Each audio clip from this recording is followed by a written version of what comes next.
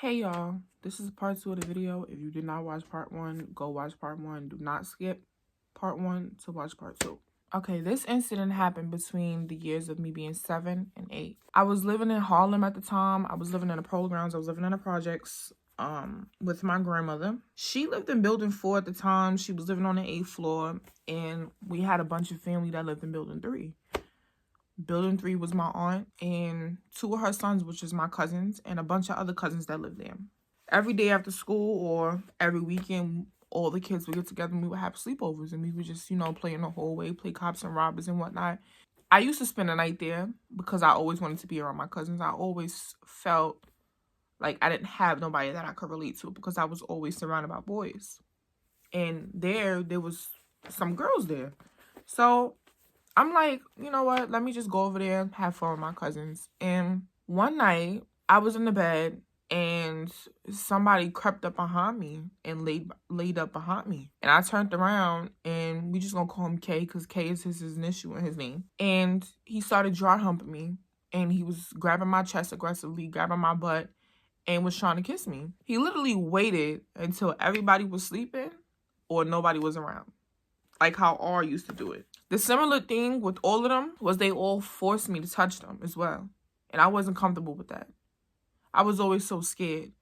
Even when I attempted to do something, I felt like they either was going to retaliate or they was going to get up before me and tell before me. So in that moment, I'm 7, 8. Mind you, this person is younger than me. This person is younger than me and he's doing this to me. I'm just like, bro, every time I try to stop a situation from happening or preventing myself or putting myself in this hard shell, just being overprotective of myself, being selfish, and just putting this barricade around me, shit just started to get worse and worse and worse. And I didn't know why. I just didn't know why. This incident happened when I was 10 years old, and I used to live in Brooklyn. I used to live in Graves in Brooklyn at the time. And I was living with my mother.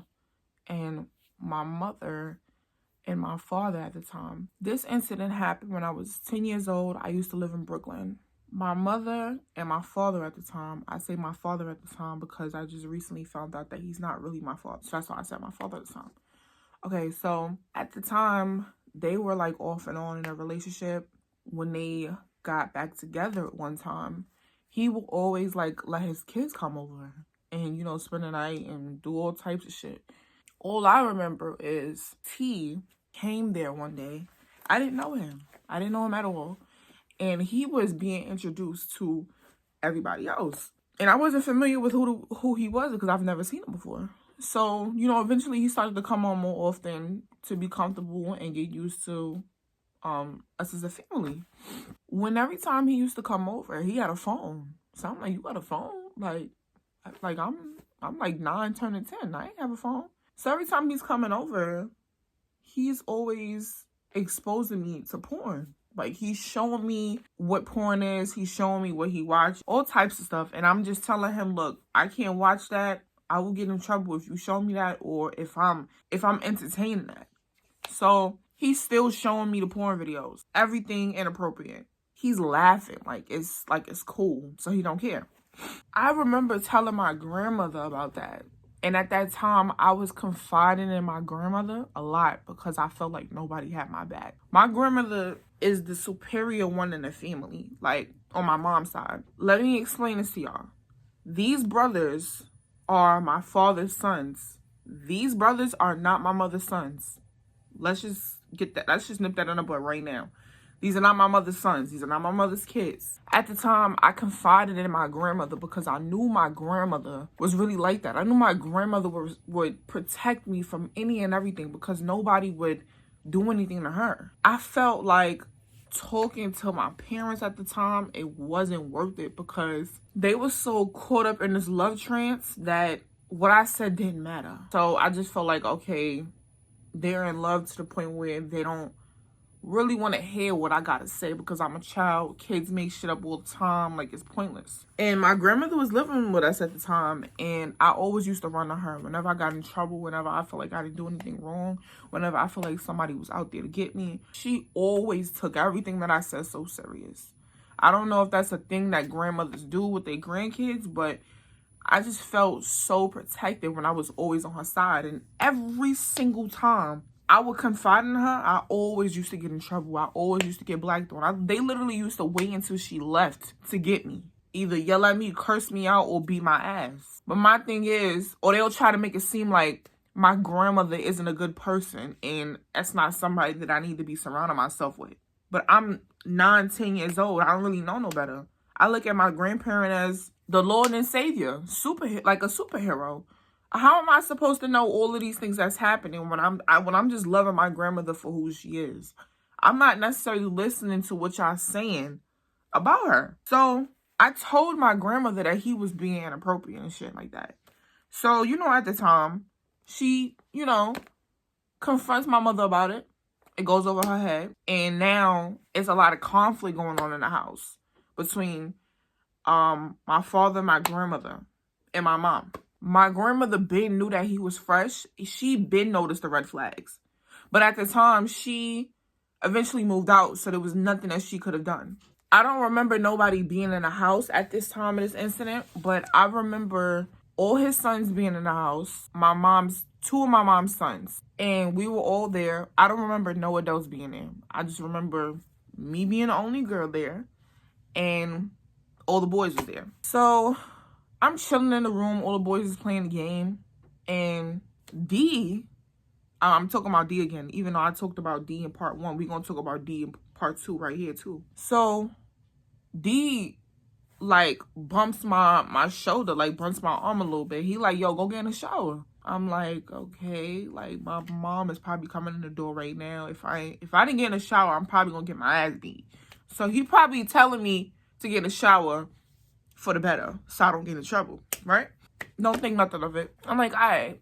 I go to the bathroom, get in the shower. I make sure I lock the door so nobody, walk in and they know that somebody's in the shower.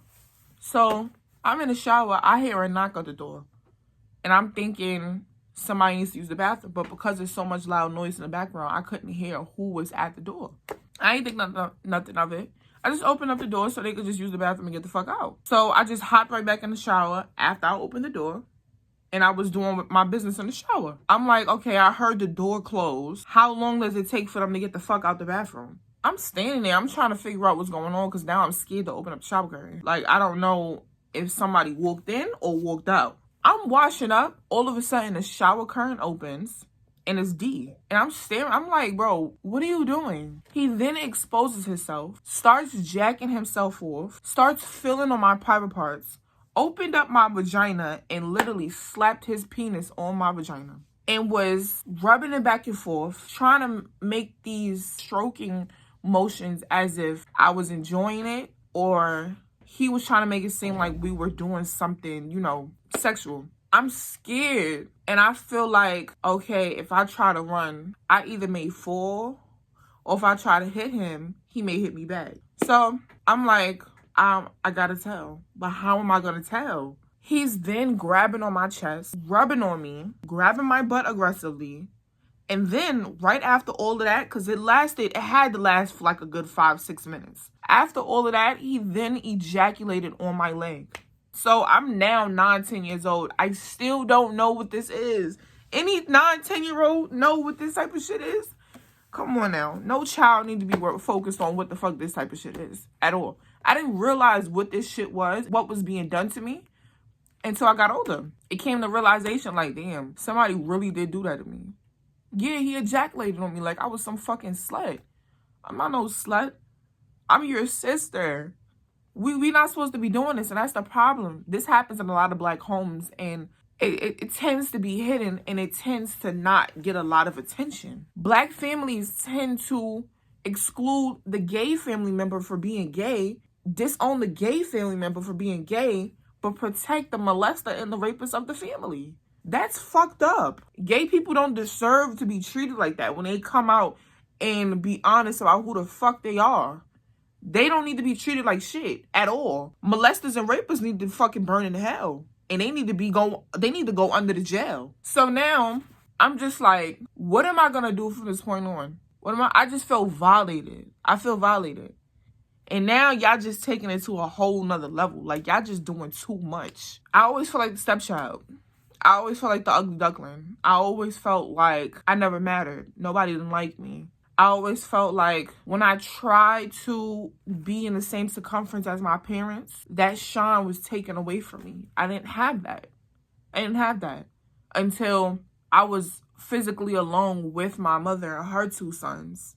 And we all were just a little family. But when his kids came over to play with my mom's kids, it was a wrap. Like, it was just too much. Even when I went over to his crib, it was just too much. Too much. And I think that's where my attitude comes from, because I don't put up with no bullshit. I don't tolerate the bullshit. I just always been on my shit. And I have a reason for everything. I have a reason for who I am as a person. And even if I didn't have a reason, I'm still obligated to feel how I feel. You know what I'm saying? I'm protecting my feelings and myself. And I feel like it was necessary for me to have attitude. It was necessary for me to be snappy. Everybody used to complain about how bad my attitude was, how snappy I was, how selfish I was. But I'm not thinking of it to intentionally trying to, hurt the next person. I'm thinking about it to protect myself. So I'm trying to prevent this from happening to me again. Like, ever again. These traits of me being a human being shouldn't bother you. Because this is who I am. Y'all made me into this person. Do I want to be this way? No. But y'all made me this way. I'm super paranoid. I cannot trust nobody. I don't like being touched. I don't like when somebody manipulates me. I don't like that shit. That shit is weird and it's fucked up. Please stay tuned for part 3, because part 3 will be the last of it all. And make sure you please like, comment, and subscribe to my channel for any updates. Thank you for tuning in.